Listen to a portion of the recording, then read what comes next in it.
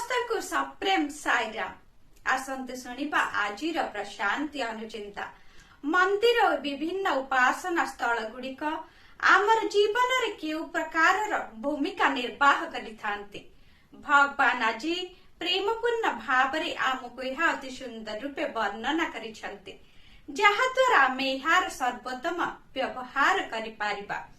मनुष्य भितरे आध्यात्मिकतार आवेग वृद्धि करिबा एवं ताकू निज भितरे थिबा दिव्यत्वर सचेतनता आड़कू निर्देशित करिबा दिगरे मंदिर गुड़िक अति महत्वपूर्ण भूमिका ग्रहण करिथांती।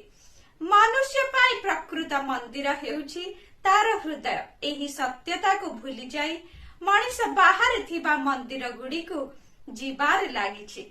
मनुष्य को भगवान का विषय स्मरण कराइबा पाई मंदिर गुड़िक निर्माण करा जाइछि, किंतु निज भीतर वास करुथुबा दिव्यत्व को ही सेठारे डाकिबाकू पड़िथाए।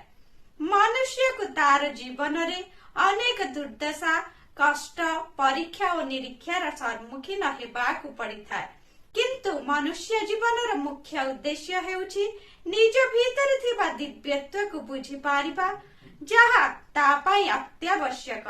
मनुष्य निज नश्वर शरीर सुरक्षा पाई अनेक जत्न और ध्यान देउछि, किंतु से निज मध्य उत्तम चिंतन एवं कर्म को विकसित करबा पाई चेष्टा करुनाही, जहा द्वारा से चिरस्थायी शांति पाई पारिबो।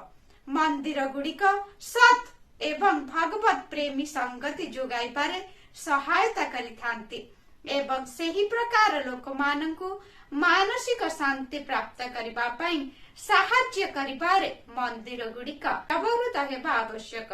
उक्त दिव्य संभाषणटी भगवान जनवरी 25 तारीख 1985 मसीहारे सूचाई देथिले। तार तात्पर्य मानव समाज रे दिव्यत्व को जागृत कराइबा एवं जेउ शरीर को से माने निजर बोली माने करुछंती ताहा प्रकृत रे भगवान को आवास स्थल बोली हृदयंगम कराइबा हेउछि मंदिर गुड़िकर उद्देश्य।